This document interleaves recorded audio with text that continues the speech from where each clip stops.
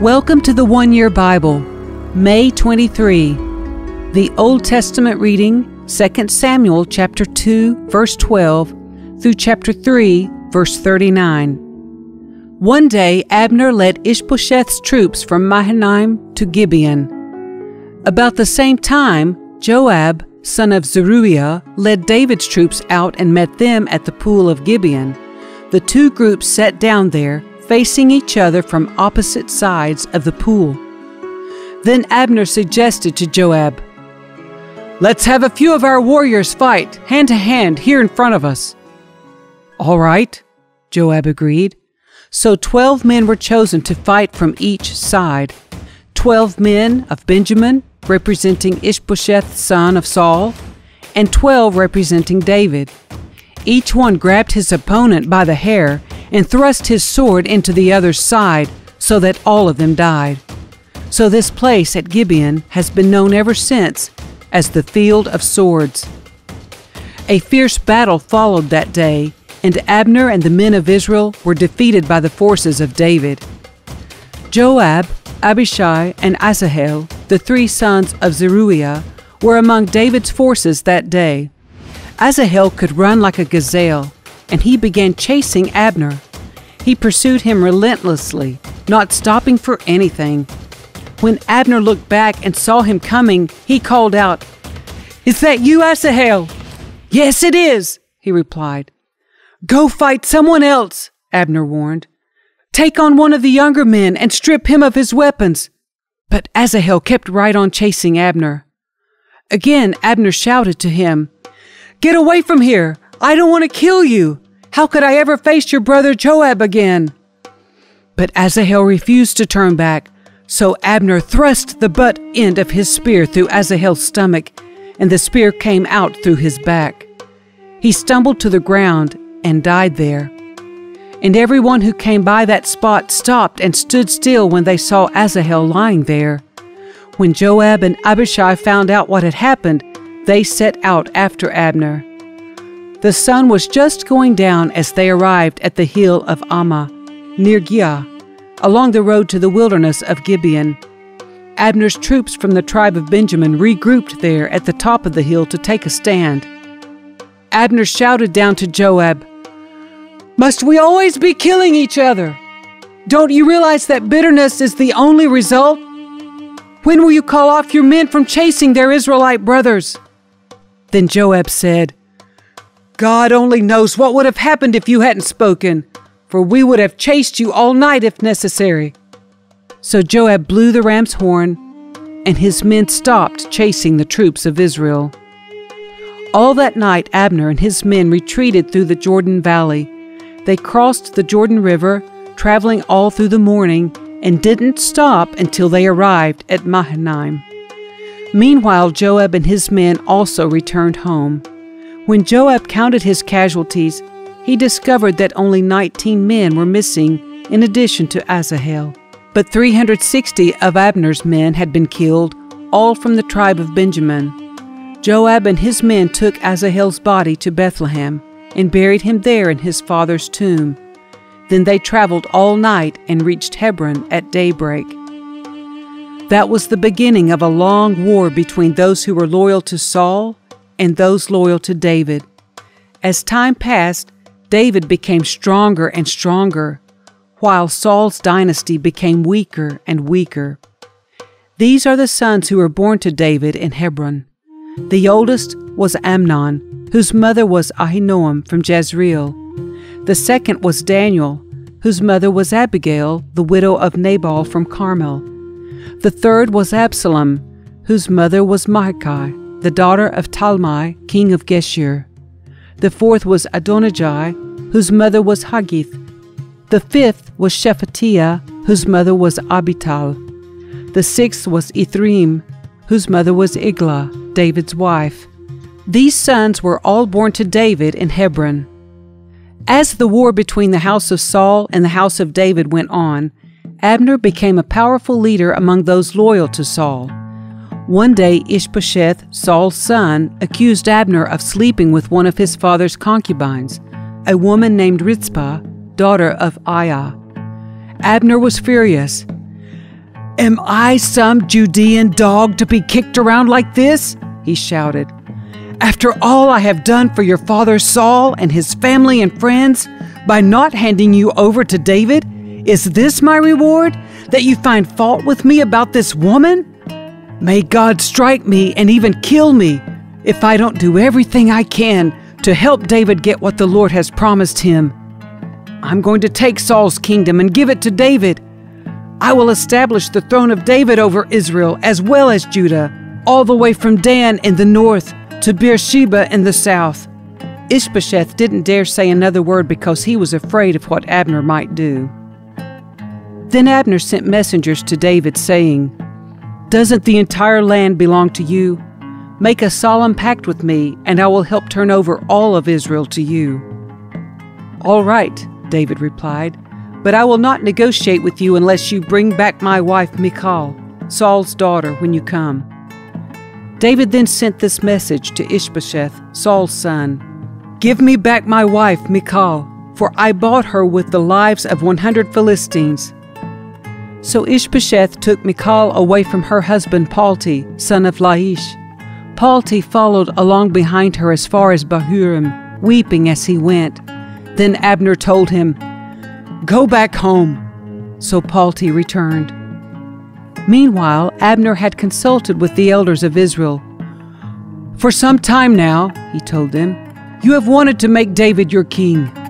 Now is the time, for the Lord has said, I have chosen David to save my people Israel from the hands of the Philistines and from all their other enemies." Abner also spoke with the men of Benjamin.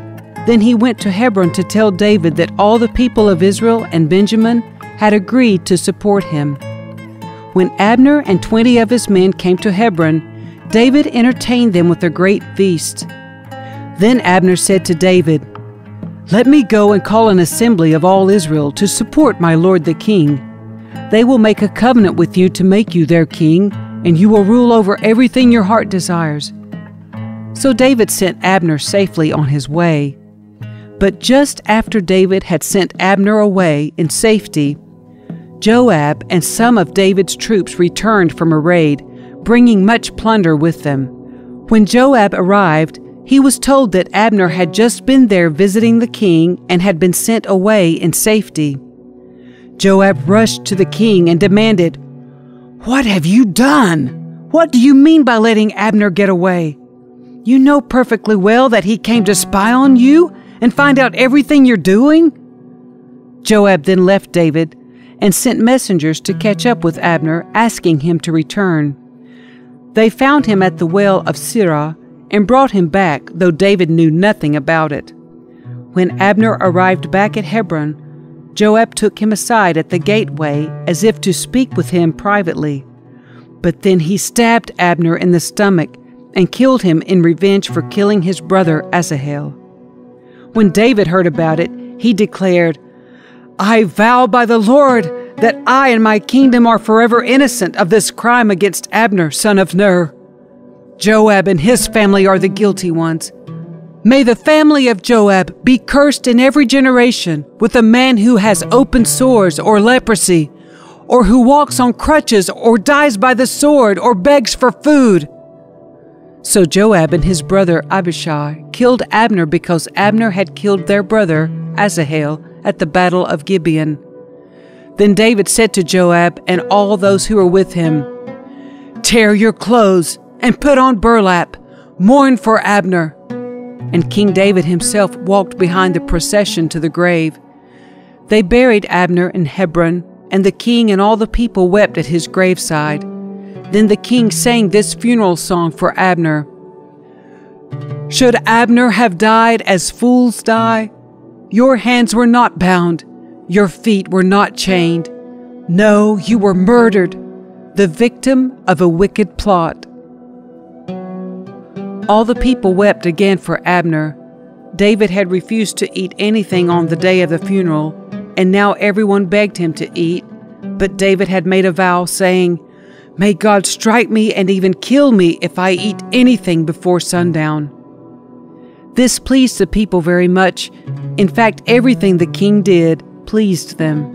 So everyone in Judah and all Israel understood that David was not responsible for Abner's murder.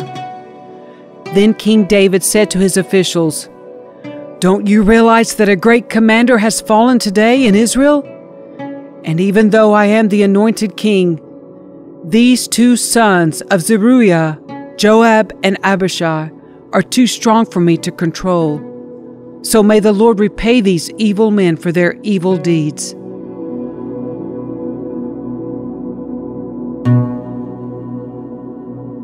The New Testament reading, John chapter 13, verses 1 through 30.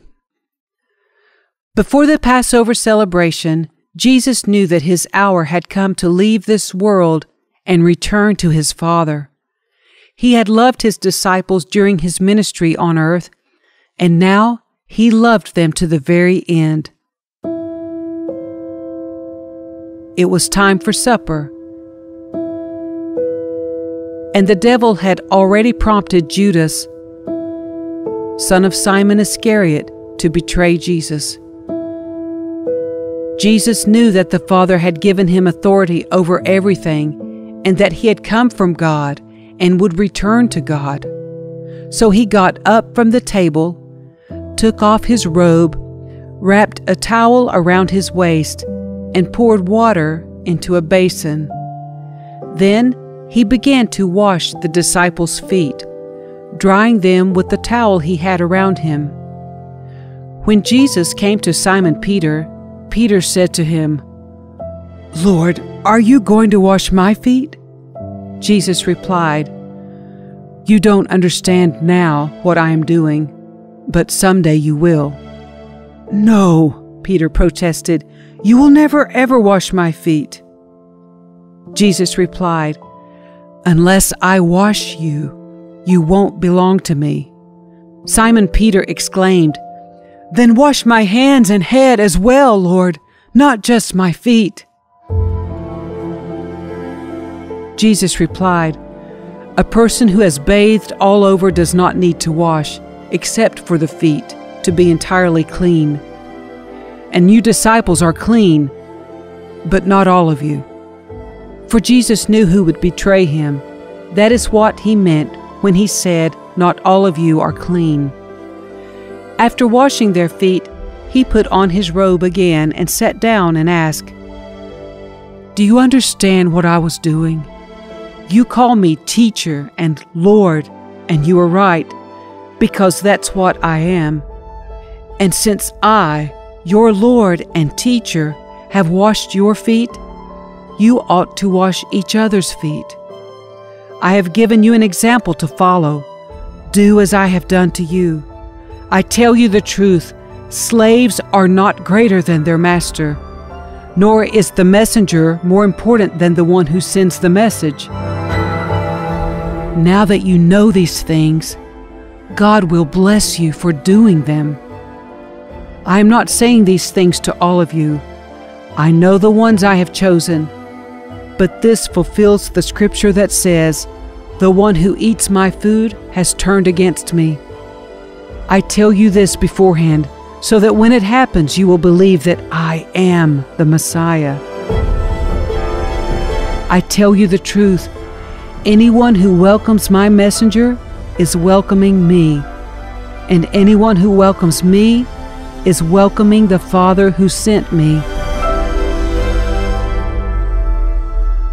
Now Jesus was deeply troubled, and he exclaimed, "I tell you the truth, one of you will betray me." The disciples looked at each other, wondering whom he could mean. The disciple Jesus loved was sitting next to Jesus at the table. Simon Peter motioned to him to ask, "Who's he talking about?" So that disciple leaned over to Jesus and asked, "Lord, who is it?" Jesus responded, "It is the one to whom I give the bread I dip in the bowl." And when he had dipped it, he gave it to Judas, son of Simon Iscariot. When Judas had eaten the bread, Satan entered into him. Then Jesus told him, "Hurry and do what you're going to do." None of the others at the table knew what Jesus meant.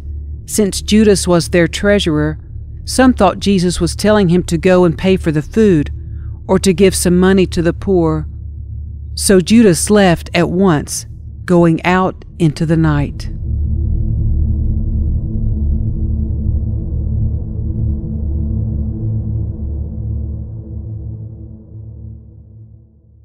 Psalm 119, verses 1 through 16. Joyful are people of integrity, who follow the instructions of the Lord. Joyful are those who obey His laws and search for Him with all their hearts. They do not compromise with evil, and they walk only in His paths. You have charged us to keep your commandments carefully. Oh, that my actions would consistently reflect your decrees. Then I will not be ashamed when I compare my life with your commands. As I learn your righteous regulations, I will thank you by living as I should. I will obey your decrees. Please don't give up on me. How can a young person stay pure? By obeying your word. I have tried hard to find you. Don't let me wander from your commands. I have hidden your word in my heart, that I might not sin against you. I praise you, O Lord. Teach me your decrees. I have recited aloud all the regulations you have given us. I have rejoiced in your laws as much as in riches. I will study your commandments and reflect on your ways. I will delight in your decrees and not forget your word.